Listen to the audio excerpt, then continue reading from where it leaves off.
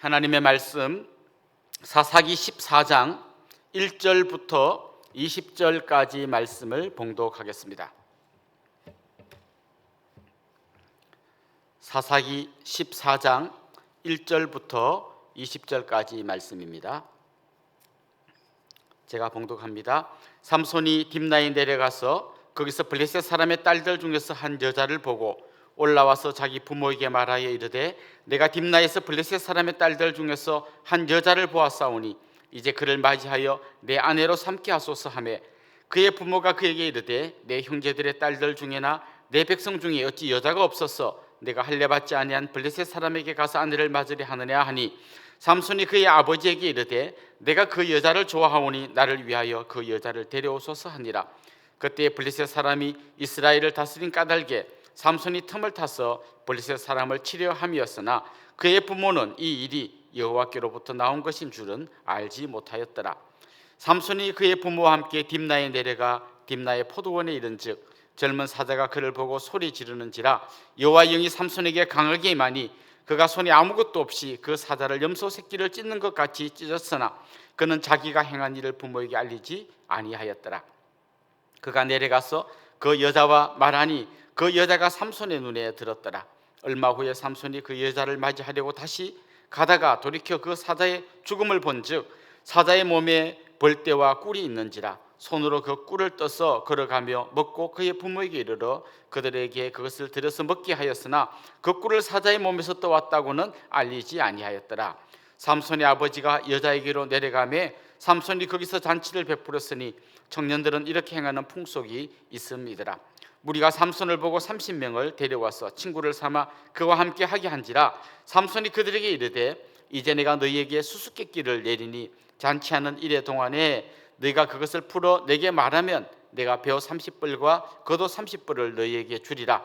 그러나 그것을 능히 내게 말하지 못하면 너희가 내게 벼 30불과 겉옷 30불을 줄지니라 하니 그들이 이르되 네가 수수께끼를 내면 우리가 그것을 들으리라 하매 삼손이 그들에게 이르되 먹는 자에게서 먹는 것이 나오고 강한 자에게서 단 것이 나왔느니라 하니라. 그들이 사흘이 되도록 수수께끼를 풀지 못하였더라. 일곱째 날에 이르러 그들이 삼손의 아내에게 이르되 너는 내 남편을 꾀어 그 수수께끼를 우리에게 알려달라 하라. 그렇지 아니하면 너와 내 아버지의 집을 불사르리라. 너희가 우리의 소유를 빼앗고자 하여 우리를 청한 것이 아니냐? 그렇지 아니하냐 하니 삼손의 아내가 그의 앞에서 울며 이르되 당신이 나를 미워할 뿐이요 사랑하지 아니하는도다. 우리 민족에게 수수께끼를 말하고 그 뜻을 내게 알려주지 아니하도다 하는지라. 삼손이 그에게 이르되 보라 내가 그것을 나의 부모에게도 알려주지 아니하였거든 어찌 그대에게 알게 하리요 하였으나 7일 동안 그들이 잔치할 때 그의 아내가 그 앞에서 울며 그에게 강요하므로 일곱째 날에는 그가 그의 아내에게 수수께끼를 알려주매 그의 아내가 그것을 자기 백성들에게 알려주었더라. 일곱째 날 해지기 전에 성읍 사람들이 삼손에게 이르되 무엇이 꿀보다 달겠으며 무엇이 사자보다 강하겠느냐 한지라. 삼손이 그들에게 이르되 너희가 내 암송아지로 밭갈지 아니하였더라면 내 수수께끼를 능히 풀지 못하였으리라 하니라. 여호와의 영이 삼손에게 갑자기 임하심에 삼손이 아스글론에 내려가서 그곳 사람 30명을 쳐 죽이고 노략하여 수수께끼 푼 자들에게 옷을 주고 심히 노하여 그의 아버지의 집으로 올라갔고 삼손의 아내는 삼손의 친구였던 그의 친구에게 준 바 되었더라. 성경에 등장하는 수많은 인물들이 있습니다. 이 인물들 중에 가장 힘이 센 사람은 누구였을까? 요즘 유행하는 이종 격투기 이런 데다가 한 명씩 불러가지고 붙여본다면 누가 1등을 차지할 것 같습니까? 저는 단연코 삼손이 1등을 차지할 것 같습니다. 유명한 왕, 전 세계를 제패했던 왕들도 군대 없이 혼자 와가지고는 별 힘을 못 쓸 것 같습니다. 아마 다윗도 삼손보다 1대1로 붙으면 더 강하지는 않을 것 같습니다. 가장 강한 힘을 가졌던 사람 삼손의 이야기가 오늘 본문에 나옵니다. 마태복음에 보면 달란트 비유가 나옵니다. 5달란트 받은 사람, 2달란트, 1달란트 받은 사람의 비유가 나옵니다. 5달란트나 2달란트 받은 사람은 자기가 받은 달란트를 잘 써서 많은 이익을 남겼습니다. 그렇지만 1달란트 받은 사람은 자기에게 준 것을 제대로 써보지도 못하고 결국은 주인에게 굉장히 큰 혼이 나는 그런 이야기가 마태복음에 나옵니다. 만약 삼손에게 물어본다면 이 사람은 몇 달란트 좀 받았을까? 그는 아마 적게 받은 사람은 아닐 겁니다. 누구보다도 많은 것을 받았습니다. 받았을 뿐만 아니라 그는 그 받은 것을 충분히 썼습니다. 그런데 문제는 뭔가 하면 잘못 썼습니다. 하나님께서 주신 엄청난 능력을 잘못 쓴 사람, 대표적으로 오늘 본문에 나온 삼손입니다. 삼손은 여러분이 잘 아시는 것처럼 나시린이었습니다. 나시린은 포도주와 독주를 입에 대지 않아야 합니다. 또 머리를 깎으면 안 되고요, 시체나 이런 더러운 것을 만지면 안 되는 아주 구별된 사람이 바로 나시린입니다. 그런데 성경에 나오는 삼손의 모습을 보면 그런 의식이 전혀 없었던 것 같아요. 정말 나시린으로 하나님 앞에 드려진 사람이구나라는 생각이 전혀 들지 않는 행동을 했습니다. 그는 블레셋 여자와 결혼했습니다. 이건 나시린은 고사하고 그냥 유대인이라면 이방인 여자와 절대 결혼하지 않았을 겁니다. 그런데 그는 블레셋 여인과 결혼했습니다.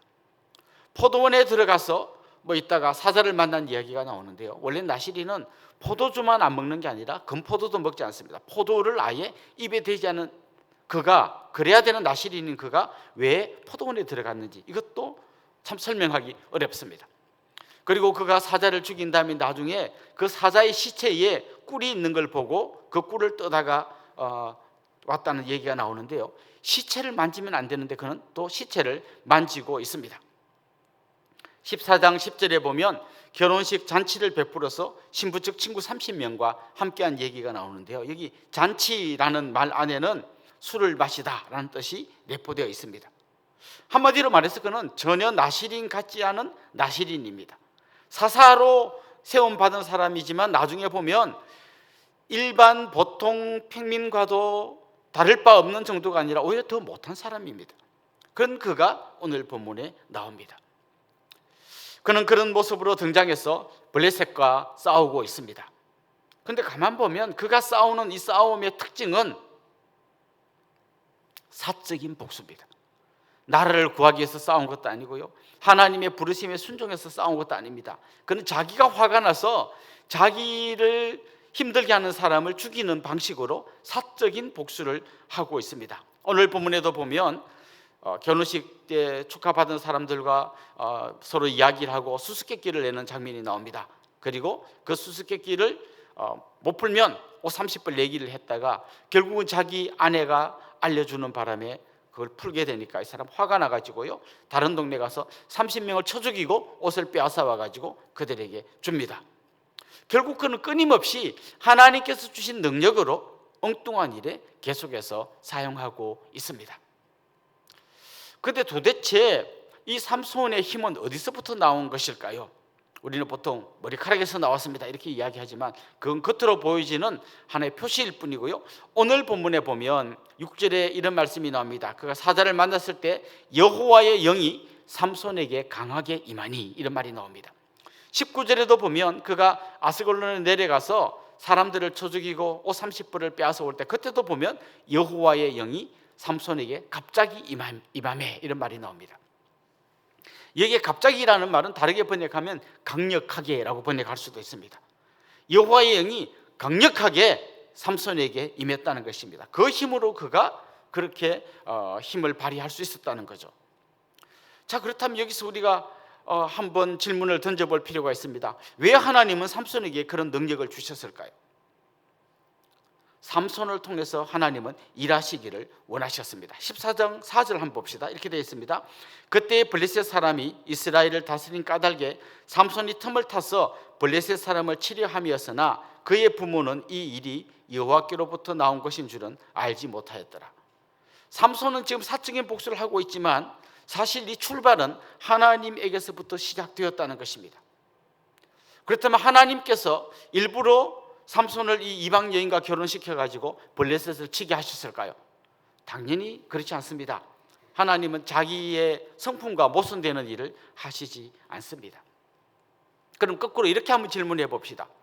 삼손이 이방 여인과 결혼하지 않고 정말 나시린으로서 살아갔다면 그가 이렇게 엄청난 힘을 발휘할 수 있었을까요? 당연히 발휘할 수 있었습니다. 그가 잘 살았다고 하나님이 그를 쓰시고 그가 못 살았다고 하나님이 안 쓰신 건 분명히 아니었을 겁니다. 그런데 기억하셔야 합니다. 하나님은 때로 악한 사람도 악한 날에 필요해서 사용하신다는 것입니다. 예를 들면 바벨론의 그 악한 왕들을 사용해서 이스라엘을 징계하기도 합니다. 그렇다고 해서 그 왕들이 하나님께 쓰임받은 훌륭한 왕은 아닙니다. 하나님께 쓰임받은 건 맞지만 그들은 절대 훌륭한 왕이 될 수 없었습니다. 이런 일도 있습니다. 어떤 분이 교회에 등록해가지고 어떻게 해서 교회에 오시게 됐습니까? 처음 교회 오셨대요. 점쟁이가 자기 보고 교회 가라고 했다는 거예요. 그렇다면 이 점쟁이가 하나님께 쓰임받은 정말 훌륭한 점쟁이라고 할 수 있습니까? 그렇지 않습니다. 그는 쓰임받긴 했지만 그는 전혀 훌륭한 사람이 아닙니다. 오히려 그들의 인생은 비참한 인생으로 끝나는 것이죠. 삼손은 결혼했지만 아내를 빼앗겼습니다. 나중에 또 다른 여인들을 만났지만 그 여인들은 아무도 삼손의 편이 아니었습니다. 결국 그의 비참한 삶은 스스로 만들어낸 겁니다. 스스로 고통을 자초한 것입니다. 만약 그가 순종했다면 똑같은 일을 하면서도 그의 마음속에 감사와 기쁨과 감격이 충만했을 것입니다. 중요한 것은요, 하나님께 쓰임 받는 것보다 더 중요한 것은 제대로 쓰임 받아야 합니다. 그리고 하나님 앞에 정말 온전히 순종함으로써 쓰임 받을 때 단지 쓰임만 받는 게 아니라 그걸 통해서 내 인생에도 말할 수 없는 기쁨과 감격, 감옥 속에서도 찬송을 부를 수 있는 놀라운 은혜가 넘쳐나게 될 줄로 믿습니다. 삼손은 왜 이렇게 이상한 삶을 살았을까요? 어디서부터 그의 삶이 잘못되었을까요? 저는 오늘 본문에 계속해서 반복되는 한 단어를 보게 되는데요, 바로 보다라는 단어입니다. 14장 1절 말씀 한번 보십시오. 그가 블레셋 사람의 딸들 중에서 한 여자를 보고라는 말이 나옵니다. 2절에도 한 여자를 보았다라는 말이 나옵니다. 7절에 보면 그 여자가 삼손의 눈에 들었더라 이런 말이 나옵니다. 결국 그의 모든 문제의 출발점은 눈이었습니다. 잘못된 관점으로 본 거예요. 하나님의 눈으로 세상을 보는 게 아니라 그 당시 세상의 눈으로 세상을 보고 있었습니다. 그가 딥나라는 곳에서 이 여인을 만났다고 되어 있는데, 딥나는 이스라엘 땅입니다. 블레셋 땅이 아니고 이스라엘 땅입니다. 그런데 그곳에 블레셋 사람들이 많이 이렇게 들어와서 살고 있었습니다. 그는 알게 모르게 블레셋 문화에 젖어들었고, 그런 잘못된 문화로, 그런 세상의 눈으로 역시 그도 세상을 보다 보니까 결국 그의 삶 전체가 이렇게 오염되고 있습니다. 지금 사사기를 보면서 여러분이 깨닫는 점이 뭡니까? 사사기에 계속해서 반복되어 나오는 말이 뭡니까? 자기 소견에 옳은 대로 행했다라는 겁니다. 자기 눈에 보이는 대로, 자기 생각나는 대로 행했다는 것입니다. 결국 그는 하나님의 관점을 전혀 갖지 못하고 세상의 관점으로, 세상의 방식으로 일하다가 이렇게 처참하게 그의 인생이 망가져 버렸다는 것입니다. 그런 의미에서 우리는 긴장할 필요가 있습니다. 어쩌면 우리가 교회에 와서 정말 주님의 귀한 일꾼으로 쓰임받을 수 있습니다. 그렇지만 우리 안에 세상의 관점이 없어지지 않는다면, 사람들의 박수와 사람들의 칭찬과 그런 게 만약 우리 눈에 보인다면 우리는 하나님의 일을 하고 있지만 여전히 세상의 눈으로 교회를 보는 것이고, 그것 때문에 결국은 우리 인생이 비참해질 수 있다는 것입니다. 결국 오늘 본문은 우리에게 중요한 말씀을 던지고 있습니다. 하나님의 관점으로 세상을 보아야 한다는 것입니다. 하나님이 기뻐하는 것을 기뻐하고, 하나님이 슬퍼하는 것을 슬퍼하고, 하나님이 싫어하는 곳에서 우리는 발걸음을 멈추고 돌아서야 합니다. 결국 이것이 오늘 본문이 우리에게 가르쳐주는 중요한 진리입니다. 삼손의 아킬레스건이 뭡니까? 그에게는 여자가 아킬레스건이었습니다. 그는 여자 때문에 계속 무너져 내렸고, 결국 여자 때문에 마지막에 그의 삶이 허물어집니다. 잘못된 이성에 대한 눈, 이게 그의 인생을 망쳐버립니다. 여러분의 아킬레스건은 뭡니까? 그건 꼭 나쁜 것이 아닙니다. 가족일 수 있습니다. 사랑하는 아들일 수 있습니다. 자녀일 수도 있습니다. 돈일 수도 있습니다. 공부일 수도 있습니다. 정말 우리 아이 공부, 거기서 내 인생의 어떤 큰 아킬레스건으로 작용할 수 있습니다. 아이가 공부를 잘하면 행복해지고, 시험을 잘못 보면 나도 불행해지고, 마치 이 아이가 내 인생을 행복을 가져다 줬다 뺏어가는 아이인 것처럼 생각할 때가 있습니다. 그렇다면 그 아킬레스건 때문에 우리는 늘 자주 흔들리게 됩니다. 아이가 시험 못 봤다고 정말 아무짝에도 쓸모없는 인간이라고 생각하기 쉽습니다. 하나님께서 만드신 온천하보다 귀한 생명을 너무나 이상한 아이로 볼 수 있습니다. 어디서부터 잘못되었습니까? 우리의 눈, 우리의 모든 삶의 현장을 바라보는 우리의 눈이 왜곡되면 결국 모든 것이 다 왜곡되게 되어 있습니다. 여러분이 종종 넘어지는 게 뭡니까? 보통 사람들은 같은 종목으로 종종 넘어집니다. 이 삼손이 예쁜 여자 찾아다니다가 넘어지고 또 예쁜 다른 여자 찾아갔다 넘어지는 것처럼 우리는 그렇게 우리 아킬레스건 때문에 넘어질 수 있습니다. 사랑하는 성도 여러분, 오늘 이 본문 앞에서 여러분은 어떤 생각이 듭니까? 특별히 저는 여러분이 예수님의 눈을 갖도록 여러분에게 권면하고 싶습니다. 예수님은 세상의 눈에 흔들리지 않으셨습니다. 예수님은 하늘 보좌를 버리시고 이 땅에 오셨습니다. 사람들은 예수님에게 왕이 되어달라고 했지만 예수님은 그들의 그런 요청을 거절했습니다. 나한테 절하면 온 세상을 다 주겠다고 했지만 마귀의 유혹에 넘어가지 않으셨습니다. 성전 위에서 뛰어내리면 천사가 받아줄 거고 당신은 영웅이 될 겁니다. 예수님은 그런데 휘둘리지 않았습니다. 예수님은 끊임없이 온 천하보다 귀한 한 생명에게 집중하셨고 정말 하나님이 자신에게 맡겨주신 그 영혼들을 위해서 인생을 바치셨습니다. 엉뚱한 거 바라보다가 결국 넘어지는 이 비참한 한 사람의 이야기를 보면서 하나님 우리의 눈을 열어주십시오. 하나님과 같은 눈으로 세상을 보게 해주십시오. 그리고 단지 하나님께 쓰임받고 버림받는 사람이 아니라 정말 하나님과 함께 기쁨의 삶을 사는 믿음의 사람들 되게 해주십시오. 이런 마음으로 하나님 앞에 나아가기를 간절히 소망합니다. 기도드리겠습니다. 하나님 아버지, 우리의 눈을 열어 주시옵소서. 하나님이 보시는 것처럼 우리도 보게 하여 주시고 하나님의 관점으로 살아가게 하여 주옵소서. 세상의 모든 유혹과 우리의 그 연약함을 파고드는 사단의 시험에 흔들리지 않게 하여 주옵시고 오직 하나님 한 분 의지하고 달려가는 믿음의 사람 되게 하여 주옵소서. 하나님 오늘 이 아침에도 기도하는 사랑하는 성도님들의 기도 가운데 함께하여 주옵시고 우리의 생각과 우리의 삶이 온전히 주님께 드려지게 하여 주옵소서. 예수님의 이름으로 기도드리옵나이다. 아멘.